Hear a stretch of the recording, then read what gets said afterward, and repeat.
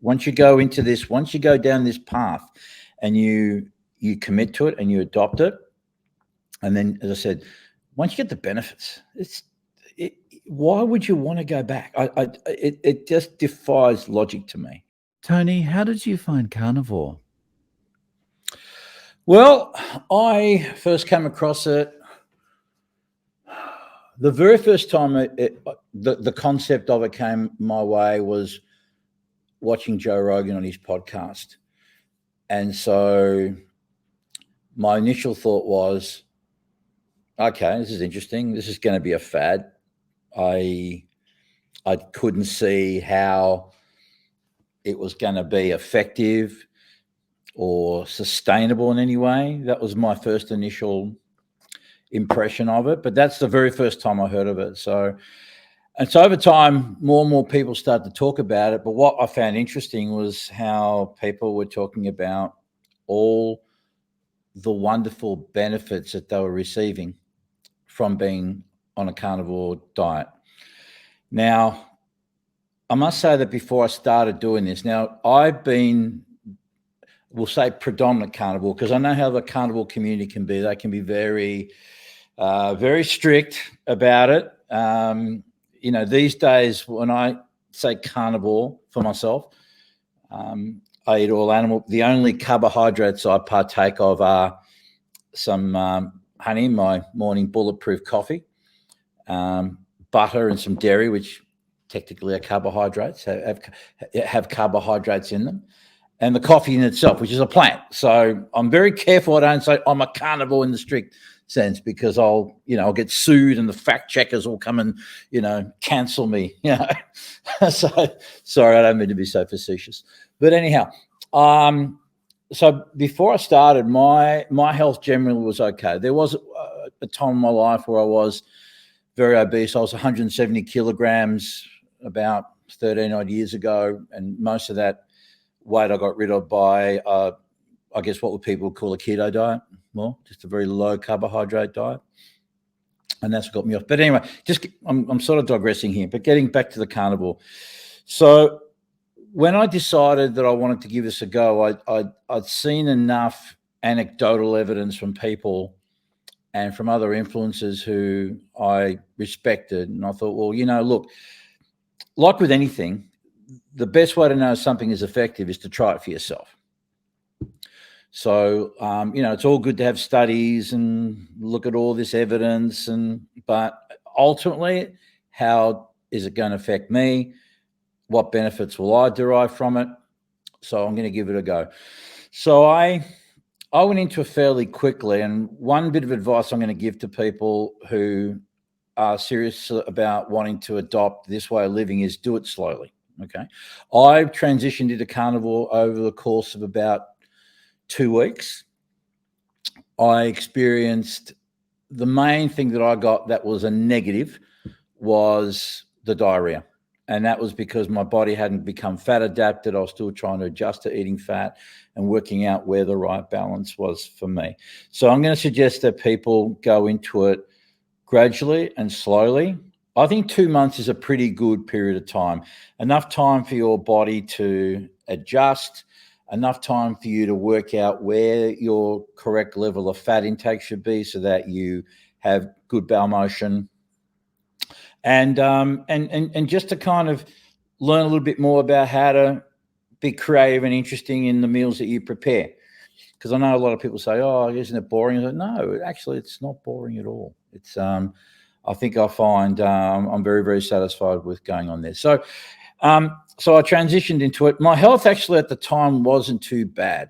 I probably had more of a visceral fat issue. I put on some weight over COVID, like a lot of people did. And I started getting rid of that. But my health generally was pretty good. So I started adopting carnivore. And after about that 2 week, say 3 weeks max, I really got into the groove of it, started getting comfortable with it. My body was kind of happy with it.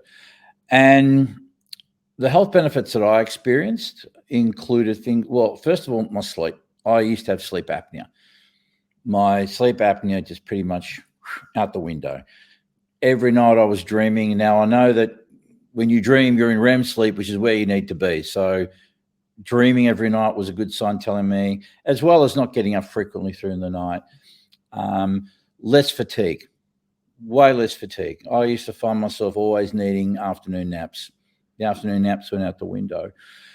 I hate to put labels on myself, but as someone who other people would say, "Yo, you have ADHD," it's still there, but certainly not as much. I was able to focus a little better, a little less brain fog. My mood had improved. Now, again, I wasn't depressed. I didn't have anxiety, but I did notice less anxiety and less depressive moments and greater sense of self-awareness. My testosterone, now I'm 61 years of age. My testosterone improved, actually increased. So I've got a much healthier level of testosterone now. And that's something that if anyone's watching and you're a middle-aged man, get your testosterone checked. And before you think about TRT or anything like that, look into this. I'm telling you now, because a lot of men don't talk about testosterone. It's vital, absolutely vital when it comes to not just muscle mass and bone density, but your mood, your libido, your general well-being. We get a lot of talk about women and menopause, and which needs to be done, very important, but no talk about men and how we go through a similar kind of thing and how we need to get our testosterone checked. And I can tell you now from my own experience, anecdotal as it is, unscientific as it is, sample of one, I understand all that, but trust me, you will experience greater level of testosterone. If you don't, I'll be very surprised. If you do it properly and stick to the protocol and maintain a level of discipline with it. So there was a testosterone. I also was having these irritations on my skin. All of that cleared up completely. What can I say? I mean, all these wonderful additional benefits to being on this carnivore or predominant carnivore in my case have just shown some just amazing benefits for me. And as a result now, I don't pretend to be a poster boy or an advocate for it. I'm always very careful when I talk about this on my social media. In my profile, I say I'm a carnivore enthusiast, animal protein enthusiast, what have you. Do your due diligence on this. Do your own research, but more importantly, try it for yourself.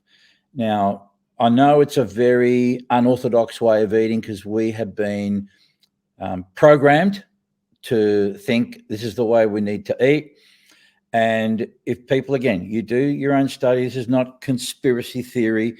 The sugar industry, the grain industry from decades ago, bought and paid for the science, which then in turn influenced government policy, the food pyramid, all this kind of stuff came from big business.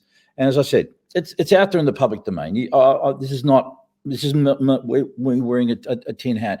If you look into it and see just how pervasive big business is in our lives and how much influence they have, it's really quite incredible. And so anything that's not the mainstream, that's what's considered to be normal in society, people are going to think of as you being cooked, as it being wrong and whatnot. Again, do your research. Try it for yourself. Don't worry about the studies are great. Science is all good and everything, but just be dictated by your own experience. We're all individuals. We all are going to respond differently to different things. So again, I can only be an invitation. I can only invite you to consider the benefits of carnivore. And these have been my, what's gone on for me. But certainly anyone who's watching this and are on the fence, go out there, try it for yourself.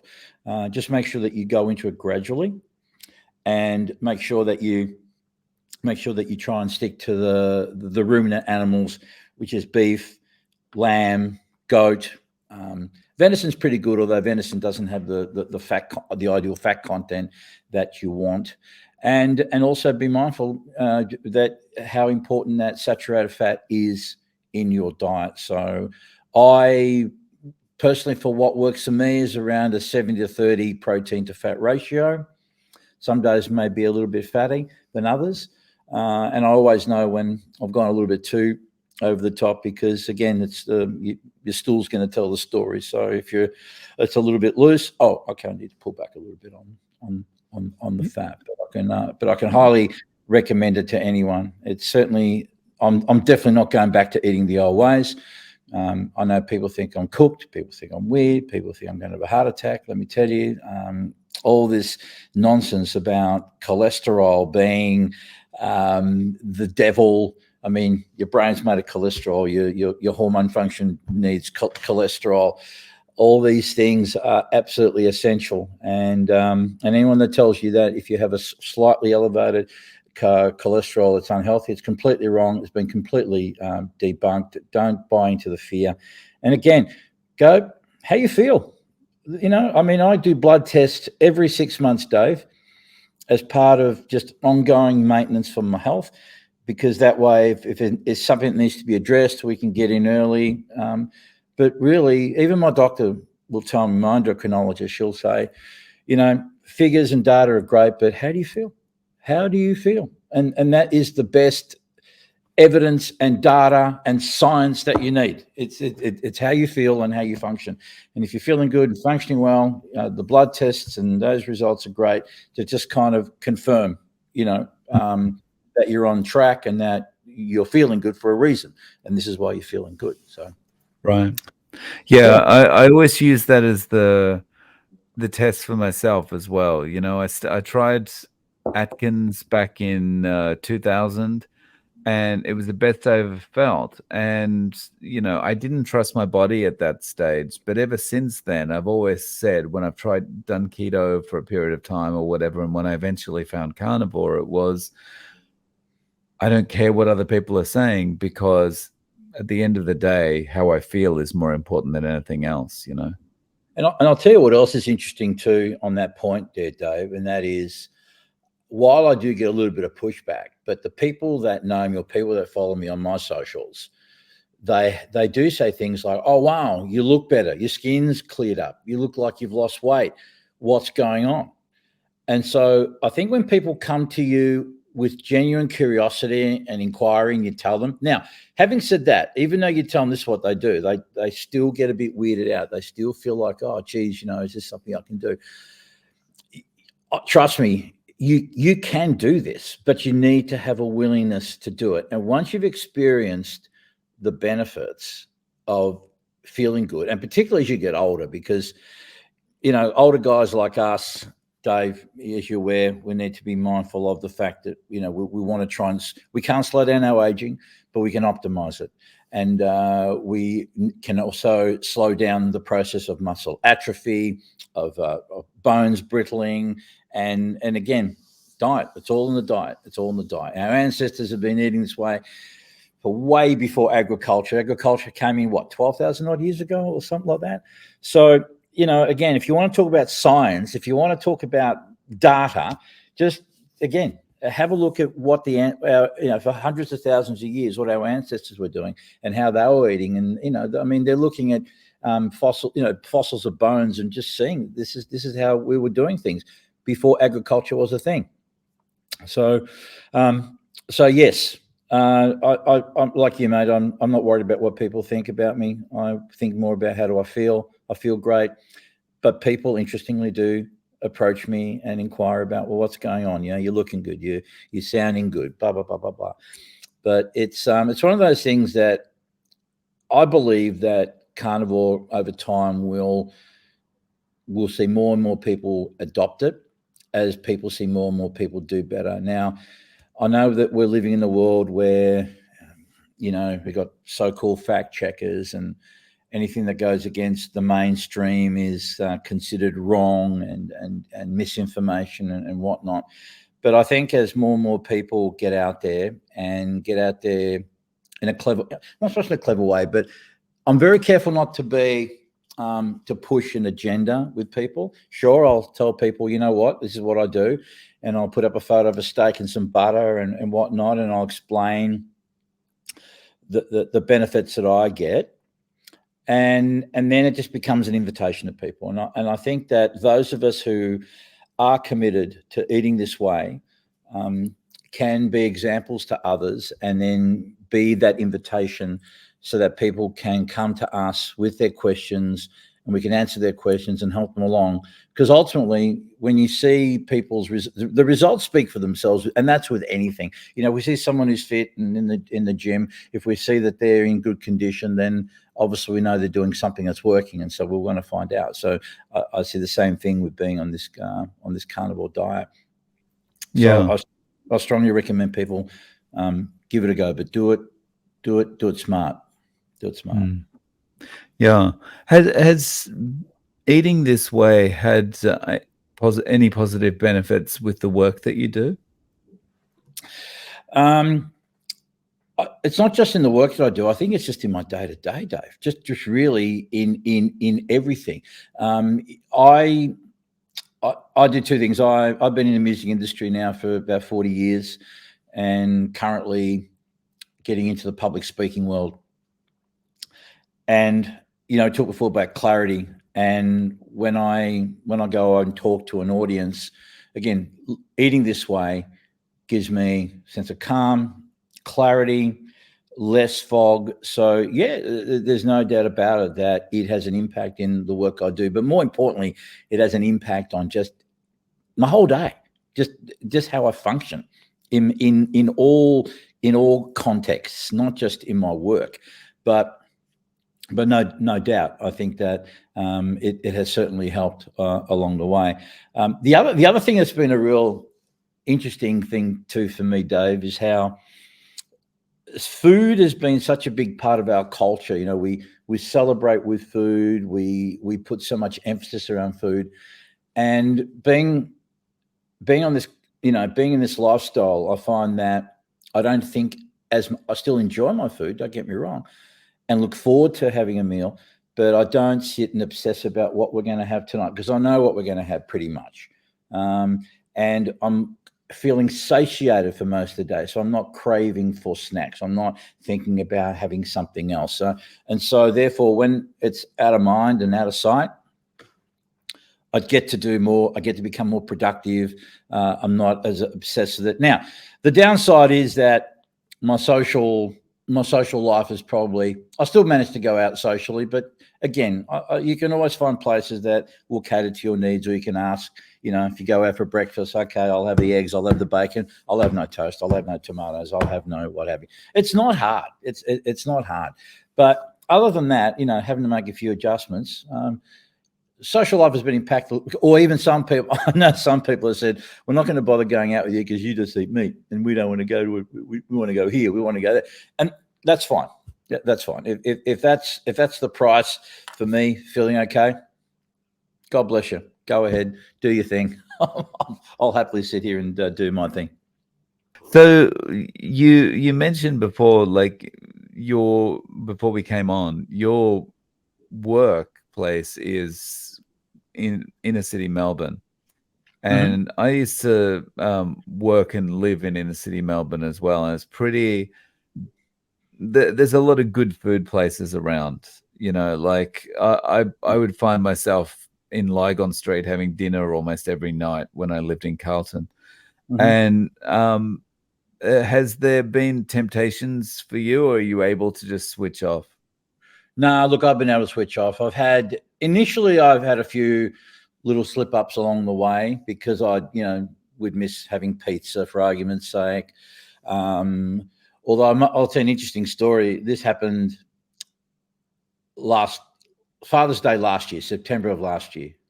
One of the things I used to love having was Chinese broccoli. Okay, so for Father's Day that year, we had roast pork, roast duck. Right, great. That was, by that time I was probably 5 months in to my journey, and so I was happy with that. And we thought, let's get a little Chinese broccoli, because I used to love it. Anyhow, I had, no kidding, Dave, I had 2 forkfuls of this stuff, and I was as sick as a dog for 2 days later. It's really quite extraordinary to, they call this an elimination diet, right? So it's really quite extraordinary. Once you've had time to get rid of all that, the oxalate buildup in your system, to get your gut health where it should be. And then all of a sudden you start introducing these things, makes you go, wow. Now, some people may introduce things and feel okay, but as far as the temptation now, no, Dave, I'll go to a cafe for breakfast with someone, and I'm good with what I'm going to eat, because I know that if I eat other things that my body now doesn't need and will respond to, it's like, well, the juice isn't worth the squeeze. You know? And now I've just become so accustomed and conditioned to understanding that, again, food, I love food. I do take pleasure in food, but I'm not obsessed with food. It's not the way I reward myself. And so as a result, I don't feel like, oh, it'd really be nice to have some of this, or geez, it'd be really good to have that. Because I know how my body's going to respond. And it's not worth it. It's just not worth it. So no temptation, Dave. No temptation. I think once you go into this, once you go down this path and you commit to it and you adopt it, and then, as I said, once you get the benefits, why would you want to go back? It just defies logic to me. Can I just make another point here, just Dave? I may, sure. And that is, a lot of, and I get this a lot from people too, which is how it's expensive to go on a carnivore diet. The short answer is no. No, there's what I found helped me to make this economical is, well, there's a couple of things. One is understand that if you buy in bulk, find yourself a good butcher, a good supplier, and buy in bulk and freeze it. So that's one way of definitely helping you to, and you don't just have to have ribeyes all the time, as much as I love a ribeye as anyone else, but I eat a lot of mince. And again, there's plenty of carnivore channels, chefs and cooks online who can some really creative, wonderful ways to work with mince. So ground mince, 70-30 split is how I do it. So 70% protein, 30% fat. Mince, eggs are your best friend. Small oily fish, mackerel, sardines, wonderful things to have.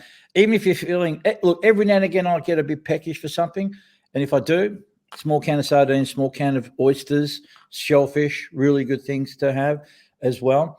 So really, when my wife and I sat down and just looked at what we were spending on average now compared to what it used to be, it's actually less, and there's less cleanup, and there's less prep.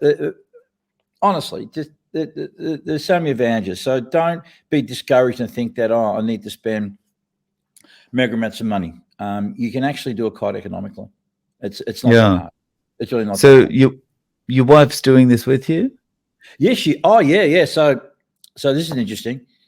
So my wife, who was watching me go down this path, she was a little bit skeptical. Now, my wife is a scientist, right? She knows how to read studies and how to pull them apart, and she's very particular. So she was very skeptical at first when I told her about it, and she thought, okay, well, you go ahead and do your thing and I'll do my thing. Now, at the time, she was still what we say eating healthy, and we'll define healthy as whole food, no ultra processed foods, okay? Not a drink. And so over time, she was noticing the benefits. First of all, that my rash had cleared up. I think she was quite surprised by that. And I said to her, look, you're a scientist. Have a look at some of these guys. And by that, I mean Sean Baker, Dr. Sean Baker, who's a great influence in the space. I recommend Dr. Anthony Chaffee, who does live in Australia over in Perth, a neuroscience, who uses carnivore for his patients, Dr. Ken Berry, Robert Kiltz. And I think it was after she looked at all these people and looked into their work, and I think it was Robert Kiltz that really convinced her more than anything to go, you know what? I think there's something in this. So I said, okay, go ahead. And my wife, she was just absolutely surprised. She was really, even though she'd saw some results in me, again, doing it for herself, and I'm going to get this word out, experiencing it for herself. Notice some of the benefits. Again, better sleep, less brain fog, just less kind of irritation, less inflammation, and lo and behold, her blood work confirmed all the things that she was feeling. So my wife now is absolutely committed. And of course, it just makes it easier when there's two of you who are doing it together. It does help. I mean, I still would have done it regardless, but there's something nice though in having your wife being on board, and you can just both do it together. Yeah, definitely. It's always better to have you both doing it than have one person in the relationship going, I love my other half, but man, they're crazy. Now she's the crazy one too, amongst her family and friends. Although I must say, my sister-in-law now has, in recent times, started to. She's not quite as full on as we are, but she certainly has moved more in that direction. And so she knows now every time we go to visit, it's just meat. That's it. Nice. So on a regular day, how are you eating? How many times, and what is each meal made up of?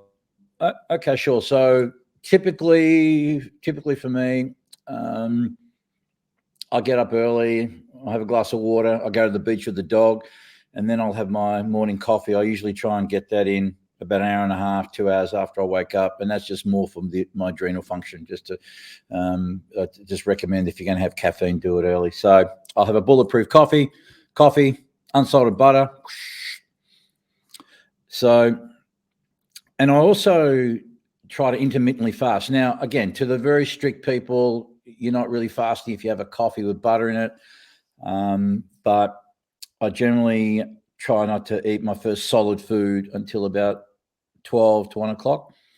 Now, typically it'll depend. More often than not, it'll be bacon and eggs, or eggs and fish, or I'll make an omelette from the leftovers from the previous night's meal, whatever's left over. So whatever that may be, or I'll just reheat that and have that with some scrambled eggs or boiled eggs or poached eggs or eggs. So eggs are very much a staple here.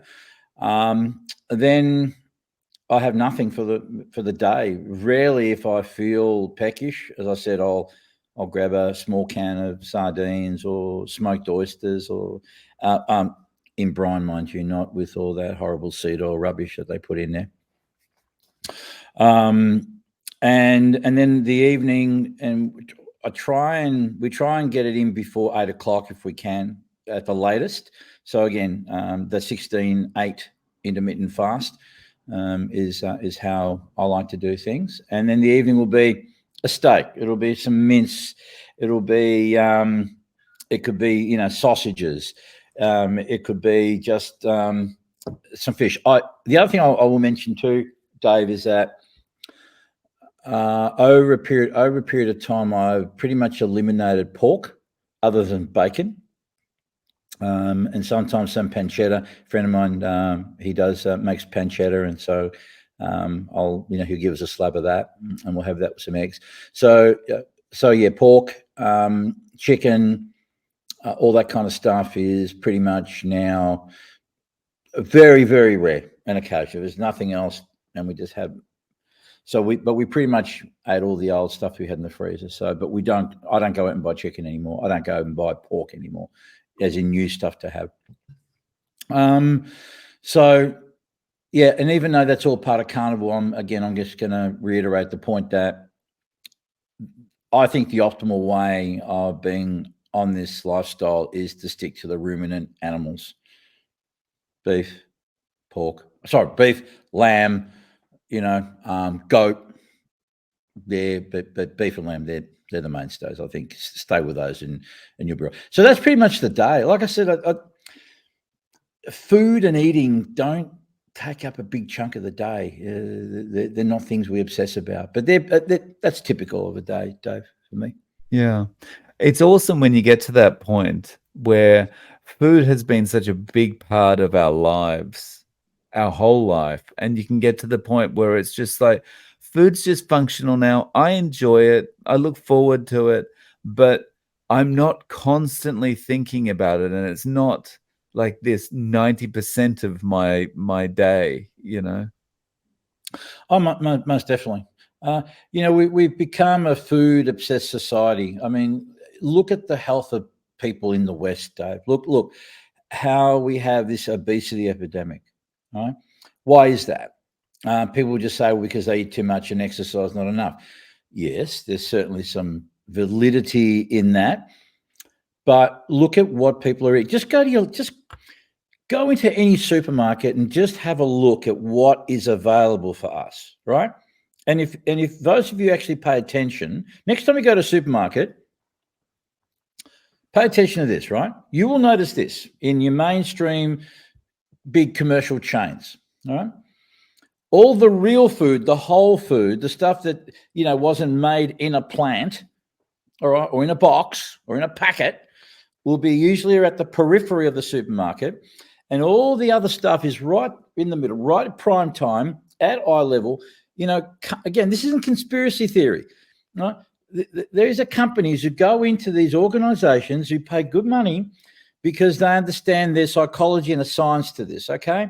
They understand how we operate. And they know that if you make things accessible and you make things at eye level, and especially for the kiddies, right? They put all the kiddie stuff at the kiddie level. Mum, give me some of this. It's all part of the design, right? And it's all about getting people addicted because the companies that make this food understand how it works, right? Sugar's addictive. It works in the same part of your brain as cocaine, the same dopamine receptors. Honestly, it is just as addictive. And they know this, right? And so they want you addicted, and they make it cheap, right? So it's accessible, it's affordable, and so this is what creates this cycle, right? And look at how much, obesity we have in the world. Look at the rates of diabetes, right? Look at the rate of dementia. Look at cancer. I mean, all these. Now, look, I'm not a doctor, but I've done enough of my own research, right? And been told by other people who actually are doctors and actually done the research, right, and shown the studies that most of the stuff that happens to us, most of the dis-ease that exists in the world exists because of our diet, right? Because of the refined sugars, because of the grains, okay? And this is all from metabolic dysfunction, right? Most of the disease that we have, right, in the modern world that didn't exist over 100 years ago, interestingly, right, are there because of poor metabolic health, right? And poor metabolic health is a result of what? Sugar, grains, carbohydrates that your body doesn't need. It hasn't been designed to really need carbohydrate. And yet we rely so much on the carbohydrate. And this creates poor metabolic health, which then creates the diabetes, all this kind of stuff. So it's not conspiracy, right? This is just how it is. And when you look into it and you realize, oh, gee, wow. All right. So common sense would dictate, if I want to be healthy, I better check my metabolic health. How do I get better metabolic health?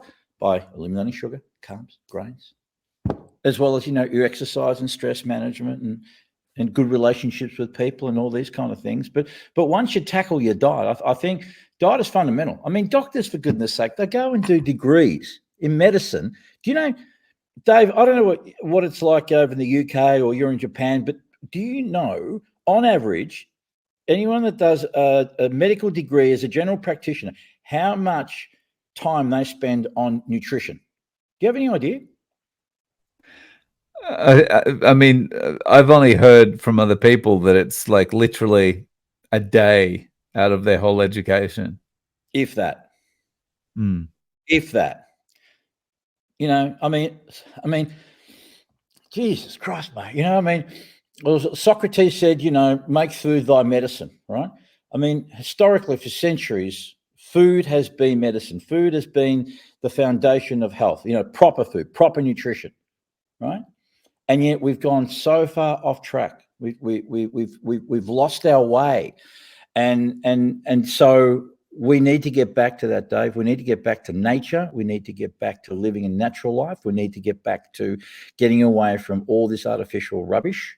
And doctors and the industry really need to get back to it. But you see, of course, in the medical field, in the pharma world, and look, I'm not an anti-big pharma guy. I mean, there have been times I've had a splitting pain, and I was so grateful that there was some pain relief on hand. You know, so I'm not throwing the baby out with the bathwater.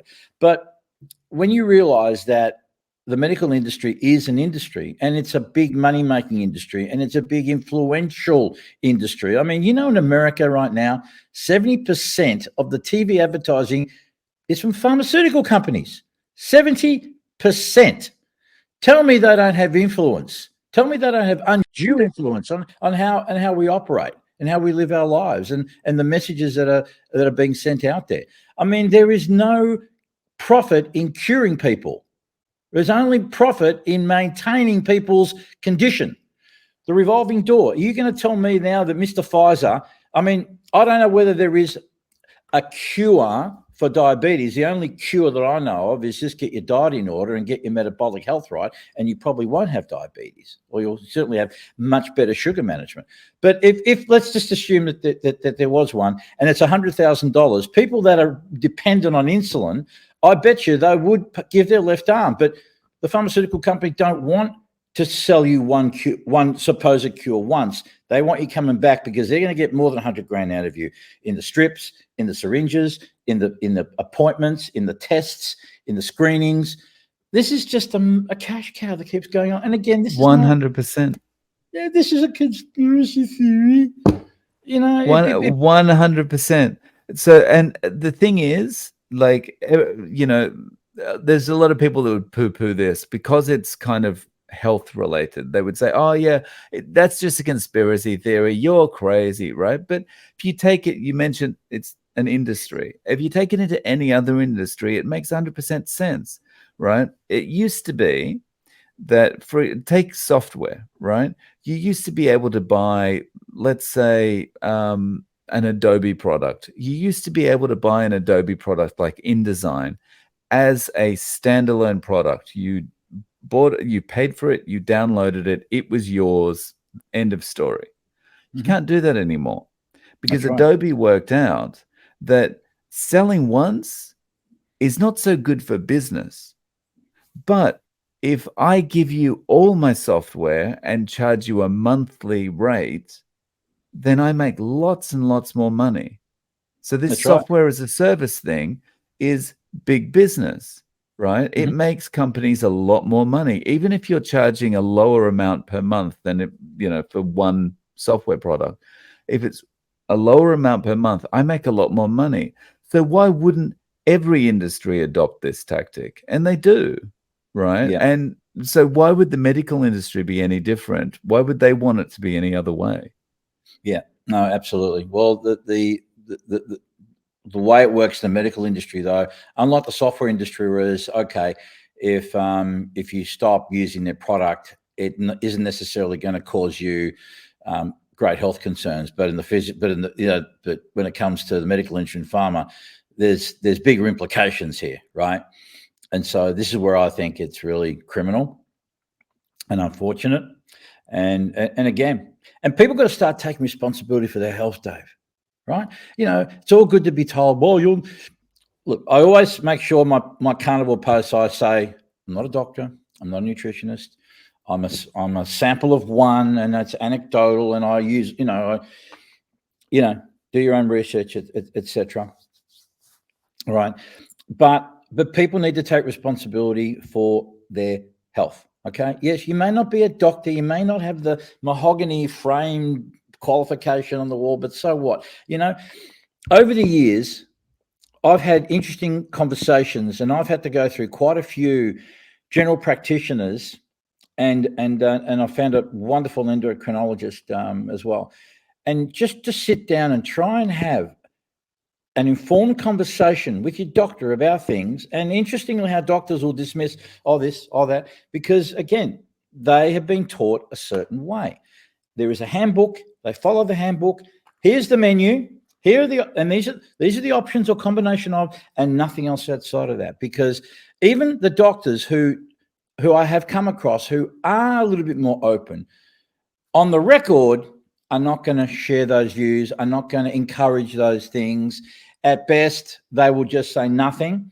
And then you get the other ones who get very, very dismissive. But you need to take responsibility.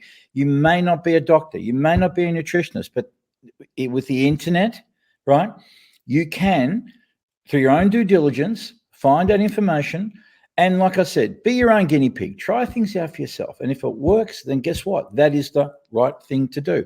It may not, it may go against, normal convention, but so what? Who cares? Are you feeling good? Are you in a good place? Is your health okay? Is it enhancing the quality of your life? And guess what? That's the way to do it. So I get a little bit fired up about this stuff, Dave, but I'm passionate about it because, again, once you see things, you can't unsee them. And it's all good for people to push back and say that you're a conspiracy theorist, never. But so much of this information is online. You can see it for yourself. And for some people, it may be too much to bear. It's like telling a child that Father Christmas isn't real. The cognitive dissonance in some people can be so great that no matter how much evidence you provide them, they still will hold. And that's okay. There's always going to be a section of people who are going to be conditioned that way. I have no judgment towards them. You move on, right? They're not your people. And then, you'll gravitate towards those who are open, who will listen, who will try, who will be interested in asking questions. And they're the people that I'm more interested in reaching out to. I don't want to, I prefer to live my life this way, Dave, where I have nothing to defend and nothing to conquer. And that's where I find equanimity. And that's where I find my, not just peace of mind, but peace in mind. And I'm sure you could appreciate this too. As someone who's getting on in middle age and older in life, there's nothing better than just being calm and peaceful.